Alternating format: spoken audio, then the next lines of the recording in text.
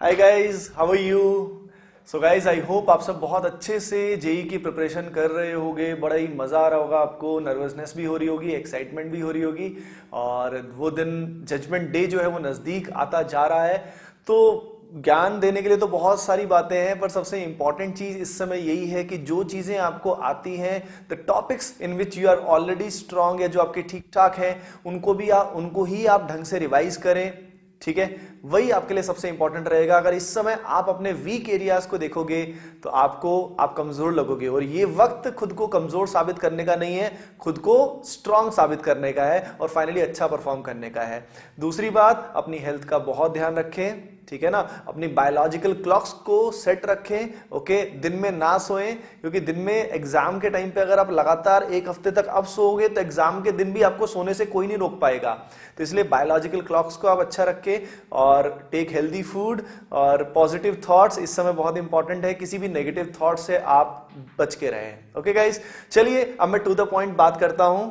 ठीक है, आज के इस लेक्चर का, इस वीडियो का हमारा एम जो है, मकसद जो है वो क्या है? जो ऑर्गेनिक में बहुत सारी रिएक्शंस होती हैं, such as Reimer Tiemann reaction, Kolbe Schmitt reaction, Hofmann bromide degradation, aldol condensation, Cannizzaro reaction, Perkin condensation, बहुत सारी रिएक्शंस होती हैं। ठीक है ना, तो ये रिएक्शंस कोशिश करेंगे आज के इस लेक्चर में जितनी मैक्सिमम रिएक्शंस हम रिवाइज कर सकते हैं हम रिवाइज करेंगे। ठीक है, इसमें ये थोड़ा सा एजम्पशन मैंने ऑब्वियसली लिया है कि आपको पहले से ये रिएक्शंस थोड़ी बहुत तो एटलीस्ट आती होंगी, ये स्टेज आ चुकी है तो आती ही होंगी।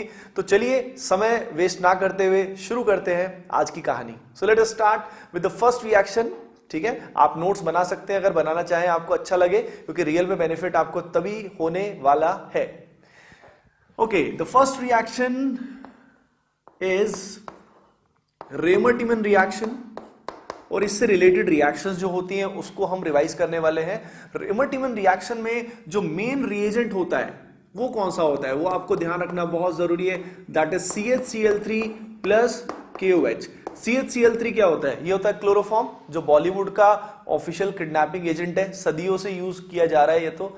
ठीक है, तो CHCl3 KOH का यहाँ पे यूज होता है। ये मेन एक फॉर्माइलेशन रिएक्शन है। फॉर्माइलेशन रिएक्शन का मतलब क्या होता है? CHO ग्रुप जो होता है उसको फॉर्माइल भी बोलते हैं, जब वो सब्स्टिट्यूएंट की तरह उसको कई बार लेते हैं तो फॉर्माइल ग्रुप के, CHO ग्रुप के सब्स्टिट्यूशन को हम ये बोलते हैं। ठीक है, तो यहाँ पे ये रिएक्शन किसकी होती है? तो देखिए, ये जो रिएक्शन होती है ये होती है फिनॉल की। It is the reaction of phenol. Phenol की रिएक्शन होती है, किसके साथ होती है? CHCl3 प्लस KOH के साथ होती है, और लास्ट में हमें एसिडिफिकेशन भी करना होता है। रिएक्शन होने के बाद व्हाट हैपेंस इज, ये जो ऑर्थो पोजीशन होती है, इस ऑर्थो पोजीशन पे CHO ग्रुप सब्स्टिट्यूट हो जाता है।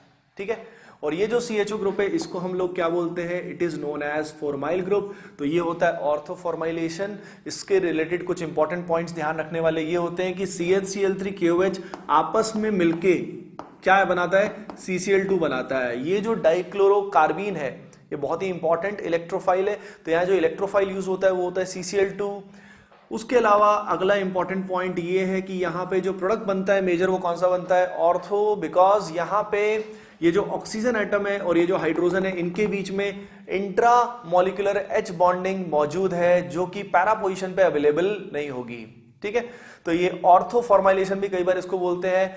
उसके अलावा ये जो प्रोडक्ट यहाँ पे हमारे सामने बनता है, इसका कॉमन नेम भी बड़ा इंपॉर्टेंट है, इसको सैलिसल्डिहाइड भी बोलते हैं।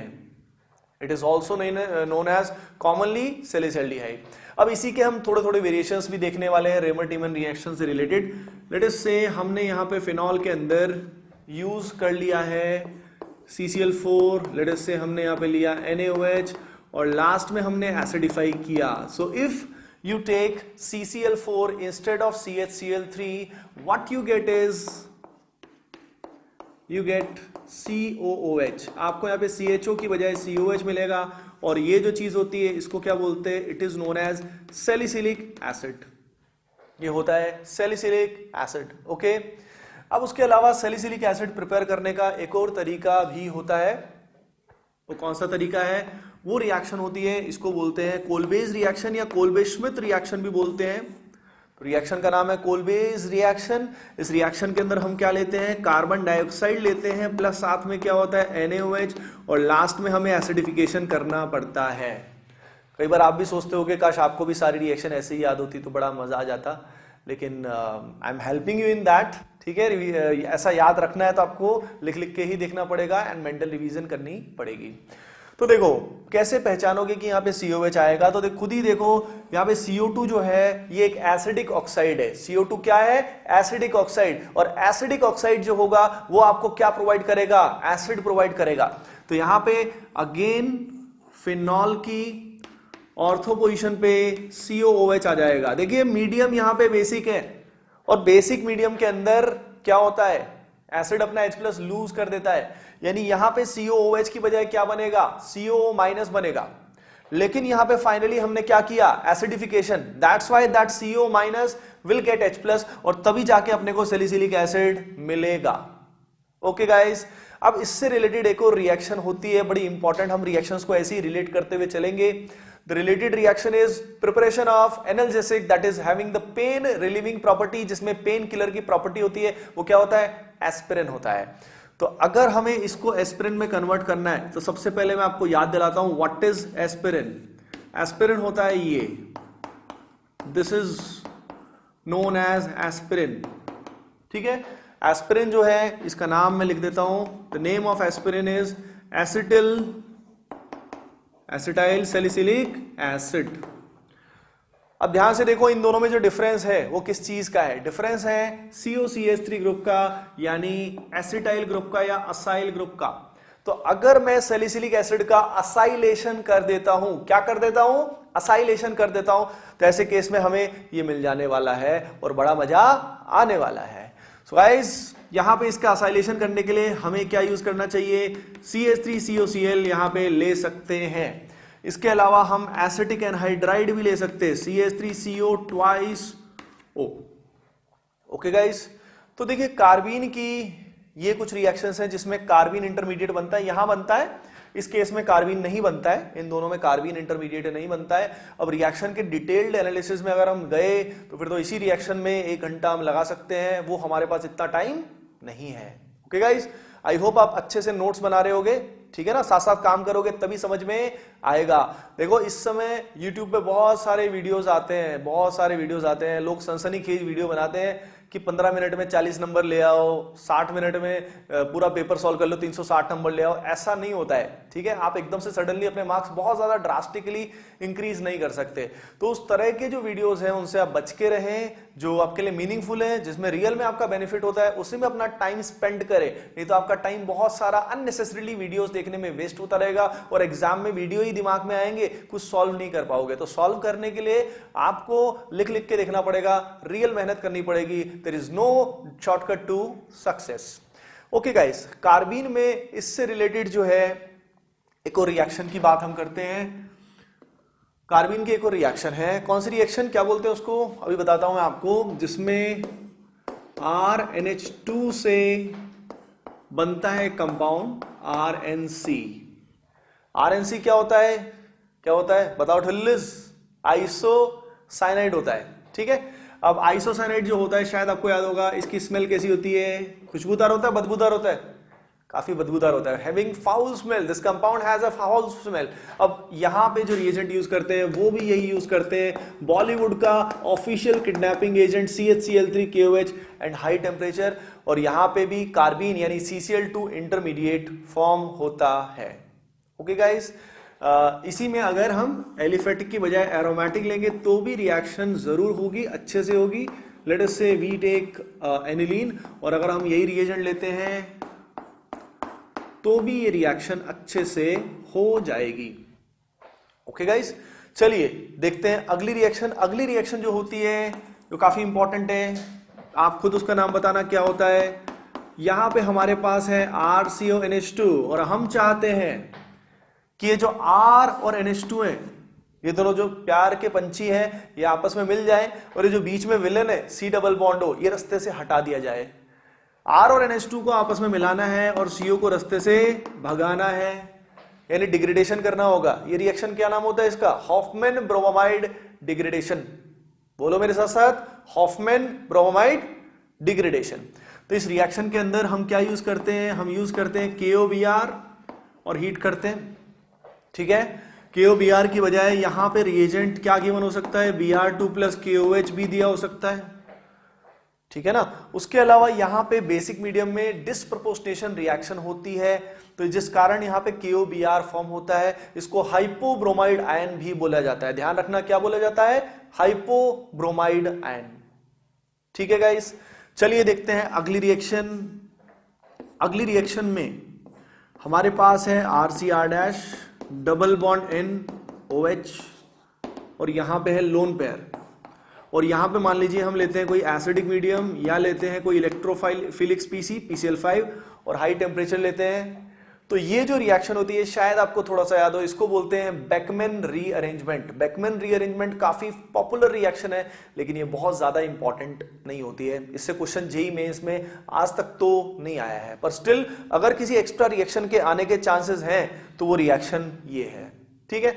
सो गाइस, इस रिएक्शन में क्या होता है, इस रिएक्शन में हमारे सामने दिया होता है ऑक्साइम, और ये जो कीटोक्साइम है, this is a type of ketoxime and this will be converted to 2 degree amide.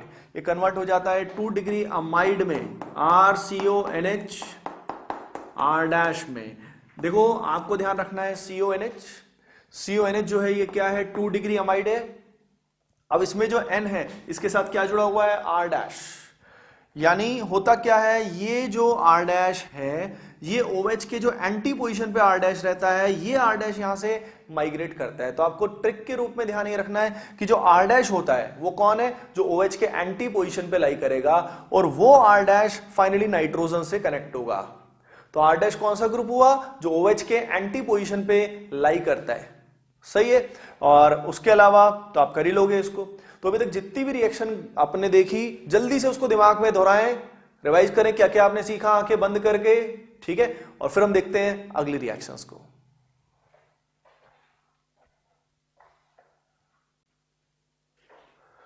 Okay guys, तो आई होप आपने इसको मेमोराइज कर लिया होगा। अब हम देखने वाले हैं एल्डिहाइड कीटोन्स की कई सारी रिएक्शंस जो काफी ज्यादा इंपॉर्टेंट होती है, तो बड़ा ही मजा आने वाला है। So let us start with the reactions of aldehyde and ketone. उसमें कुछ नेम रिएक्शंस होंगी, कुछ नॉर्मल रिएक्शन भी होंगी। जैसे कि फॉर एग्जांपल हमारे पास है RC डबल बॉन्ड OH, और हमें इसे कन्वर्ट करना है किसके अंदर, RCOH, और हम चाहते हैं यहाँ पे साइनाइड आ जाए। अब इसको देख के पहचानो कि ये है कौन, ये है साइनोहाइड्रिन, यहां पे साइनाइड है और यहां पे OH है। तो this type of compound is known as cyanohydrin, इसको साइनोहाइड्रिन बोला जाता है। अब ये बनाने के लिए हमें क्या यूज करना पड़ेगा, हमें यूज करना पड़ेगा KCN, potassium cyanide in acidic medium, ठीक है। कैसे होता है याद दिलाता हूं सभी को, यहां पे न्यूक्लियोफिलिक एडिशन रिएक्शन होता है। एल्डिहाइड कीटोन की मेजॉरिटी रिएक्शन क्या होती है, न्यूक्लियोफिलिक एडिशन होती है। तो यहां पे ये जो पाई बॉन्ड आपको दिखाई दे रहा है, ये पाई बॉन्ड ब्रेक होगा। पाई बॉन्ड ब्रेक होने के बाद कार्बन और ऑक्सीजन की वैलेंसी क्या होगी, फ्री होगी। अब कार्बन पे डेल्टा प्लस है तो यहां पे आएगा CN माइनस, और O पे क्या है माइनस, तो इसको क्या मिलेगा, H प्लस। ये होता है साइनोहाइड्रिन का फॉर्मेशन। चलिए देखते हैं आगे। अब हम देखते हैं रिएक्शन विद अमोनिया डेरिवेटिव्स, जैसे कि RC double bond O R'। और एक जनरल बात होती है, जो भी अमोनिया डेरिवेटिव है उसको जनरली हम NH2Z बोल देते हैं। तो यहां पे जब रिएक्शन होगी, अमोनिया डेरिवेटिव का मतलब hydrazine, phenyl hydrazine, 2,4-DNP, hydroxyl amine, semi carbazide and so on. तो रिएक्शन के दौरान व्हाट हैपेंस इज, यहां से आप O निकाल सकते हैं और यहां से H2 निकाल सकते हो। अगर आपने यहां से ऐसा रिमूव किया, ये शॉर्ट ट्रिक है इसका, तो यहां पे कार्बन की 2 वैलेंसी फ्री होंगी, नाइट्रोजन की 2 वैलेंसी फ्री होंगी, और C और N आपस में एक दूसरे को सेटिस्फाई करेंगे, एक दूसरे की वैलेंसी को सेटिस्फाई करेंगे with the help of a double bond. तो यहां पे बन जाएगा कुछ ऐसा, RCR' डबल बॉन्ड N, यहां पे आएगा Z, ऐसा कुछ बन जाएगा। और Z यहां पे वेरिएबल है। तो फॉर एग्जांपल आपके सामने यहां पे आ जाता है NH2NH2। ये जो NH2NH2 होता है, गर्ल्स एंड बॉयज क्या बोलते हैं इसको, क्या नाम है इसका, इसका नाम होता है हाइड्राजीन, और हाइड्राजीन से जो फाइनली यहां पे फॉर्म होता है, ध्यान से देखो यहां पे Z जो है वो कौन है, NH2, या NH2 लगाओगे, यहां पे R', और ये जो चीज बनती है कोरस्पॉन्डिंग, इसको क्या बोलते हैं, हाइड्राजोन बोलते हैं। ठीक है, ये एजोन जो है, ये फोकस करने वाली बात है। एजोन कहां से आया, ये एजो वर्ड यूज कहां किसके लिए होता है, ये नाइट्रोजन के लिए होता है। तो जैसे कीटोन होता है तो नाइट्रोजन के लिए उसी को क्या बोलते हैं, एजोन बोलते हैं, क्योंकि यहां पे C डबल बॉन्ड N के बाद N है। ठीक है, अब ये जो सारे कंपाउंड्स होते हैं जिनमें C डबल बॉन्ड N होता है, इनको कॉमनली हम लोग क्या बोलते हैं, imines, they are known as imines, and hydrazone is a specific type of imine, imine का ही एक टाइप होता है। अब इसके नीचे बहुत सारे हो सकते हैं, लेट अस से फॉर एग्जांपल हमारे पास है NH2OH, ये होता है हाइड्रोक्सिल अमाइन, इसमें Z को देखो, Z क्या है, OH, तो यहां बन जाएगा RCR' डबल बॉन्ड N, यहां पे आएगा OH। अब ये जो बन रहा है ये क्या बोलते हैं इसको बोलते हैं oxime, it is known as oxime. अगर ये कीटोन से बन रहा है तो ऐसे केस में कीटोक्साइम, और अगर ये एल्डिहाइड से बन रहा है तो it is known as aldoxime. Let us say हमारे पास कुछ ऐसा है, कैसा है, कुछ ऐसा है, NH2 NH और यहां पे PH। अब ये जो चीज है ये क्या होती है, ये होता है फिनाइल हाइड्राजीन। आपको दिखना चाहिए, हाइड्राजीन का एक हाइड्रोजन यहां पे रिप्लेस कर दिया हमने, किससे, फिनाइल से। तो ये इनका लोन पेयर बेंजीन के साथ क्या कर रहा है, रेजोनेंस में इन्वॉल्व है, तो ये रिएक्शन में पार्टिसिपेट नहीं करने वाला, यही करेगा, यहां से H2 निकालोगे आप, और ये जो पूरी एंटिटी है हमारे लिए क्या हो जाएगी, Z। तो इसमें जो चीज बनने वाली है उसको हम क्या बोलेंगे, that will be known as phenyl hydrazone. सही है, डन है। तो इस तरीके से आप करने वाले हो। अब इसमें 2-4 रिएक्शंस और भी होती हैं, पर आई होप अब इसके बाद आप उनको एनसीईआरटी से जरूर रिवाइज कर लोगे। शिफ्ट बेस क्या होता है ये आपको पता होना चाहिए। 2,4-DNP टेस्ट जो एल्डिहाइड कीटोन्स दोनों देते हैं, जिसमें रॉय कलर का यानी रेड, ऑरेंज या येलो कलर का पीपीटी आता है, ये आपको आना जरूर चाहिए। चलिए आइए आगे देखते हैं।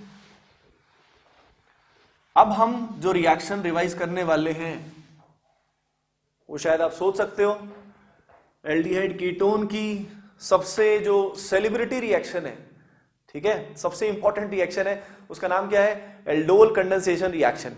ठीक है ना।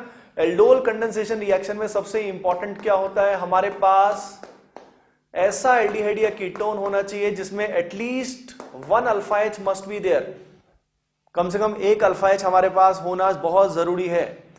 अब इसकी रिएक्शन किसके साथ होती है, इसके 2 यूनिट आपस में कंबाइन करते हैं, 2 यूनिट्स ऑफ एल्डिहाइड और ketone having at least 1 alpha H react in the presence of alkali. Dilute alkali prefer किया जाता है to give this type of compound. इस तरह का कंपाउंड यहां पे मिल जाता है। अब ये जो कंपाउंड है ये क्या है, this is beta hydroxy ketone, this is beta hydroxy ketone. अब ये कैसे बनाओगे, इसका शॉर्ट ट्रिक क्या है, देखो शॉर्ट ट्रिक की ऐसा जरूरत नहीं है, बहुत ही आसान रिएक्शन है ये अपने आप में शॉर्ट ट्रिक है। सबसे पहले इसका कोई भी एक अल्फा एच आप निकालोगे, क्योंकि इस केस में दोनों आइडेंटिकल है। अल्फा एच निकालने के बाद ये न्यूक्लियोफाइल क्रिएट हुआ, सही है, क्योंकि बेसिक मीडियम है। तो बेस का काम क्या होता है, बेस आए क्यों है जिंदगी में, एसिड को निकालने के लिए, H+ को निकालने के लिए। अब उसके बाद इसकी रिएक्शन हम किससे करेंगे, इसकी रिएक्शन करेंगे कीटोन के दूसरे यूनिट के साथ। तो ये एज ए न्यूक्लियोफाइल अटैक करेगा, जिससे पाई बॉन्ड टूट जाएगा, और यहां पे इन दोनों पोजीशन, इन दोनों एटम्स के बीच में एक बॉन्ड बन जाएगा। तो इस तरीके से फाइनली इसको H+ मिल जाएगा और ये बन जाएगा। अब ये जो प्रोडक्ट बनता है इसको हम जनरली क्या बोलते हैं, it is known as aldol product, which on further heating, अगर इसको फर्दर हीट करते हैं तो ये जो अल्फा बीटा पोजीशन है इस पे क्या आ जाता है, पाई बॉन्ड आ जाता है। ठीक है, पाई बॉन्ड इज फॉर्म्ड। तो ये जो पहला प्रोडक्ट है इसको बोलते हैं एल्डोल प्रोडक्ट, और बाद वाला जो है इसको क्या बोलते हैं, एल्डोल कंडेंसेशन प्रोडक्ट। तो इस बात का आपको ध्यान जरूर रखना है कि एल्डोल प्रोडक्ट आपसे पूछा गया है या एल्डोल कंडेंसेशन आपसे पूछा गया है। ओके गाइस, तो इस बात का जरूर ध्यान रखें। अब उसके बाद एक बात का और ध्यान रख सकते हैं कि रिएक्शन में एल्डोल बनने के लिए at least 1 alpha H is needed, क्योंकि अल्फा एच होगा तभी ये न्यूक्लियोफाइल में कन्वर्ट होगा और तभी ये इस पे अटैक कर पाएगा। लेकिन अगर आपको एल्डोल कंडेंसेशन करना है तो you require at least 2 alpha H, क्योंकि एक अल्फा एच बाद में जब यहां पे H2O का रिमूवल करेंगे, डिहाइड्रेशन करेंगे, तब ऐसा हो जाएगा। Okay guys, sorry for that. तो ये जो रिएक्शन है ये है aldol condensation reaction. For example अब अगली रिएक्शन की बात करते हैं। The next reaction is known as Cannizzaro reaction. बहुत ही इंपॉर्टेंट रिएक्शन है। केनिजारो रिएक्शन में अल्फा एच हमारे पास होना चाहिए, नहीं होना चाहिए? नहीं होना चाहिए। Alpha H should not be present. अब इसका एग्जाम्पल जो है, फॉर एग्जाम्पल फॉर्मल्डिहाइड हो गया, बेंजल्डिहाइड हो गया, ये सब ये रिएक्शन दे सकते हैं। और यहां पे KOH हम डाइल्यूट की बजाय कॉन्सेंट्रेटेड को ज्यादा फेवर करते हैं। अब ये जो रिएक्शन होती है, it is a type of redox reaction. इस रिडॉक्स रिएक्शन के अंदर क्या होता है, इसका एक यूनिट ऑक्सीडाइज होता है और एक रिड्यूस होता है। अब ये बताओ ऑक्सीडेशन रिडक्शन के अंदर ओवरऑल क्या होता है? सबसे पहले पायदान पे है एल्कोहल, एल्कोहल के ऊपर क्या होता है? एल्डिहाइड या कीटोन, एंड फर्दर क्या होता है? Carboxylic acid. तो यहां पे अगर हमारे पास एल्डिहाइड है तो अगला जो बन सकता है वो क्या बनेगा? एसिड बनेगा। तो यहां पे बन जाएगा HCOOK, एसिड का सॉल्ट बनेगा।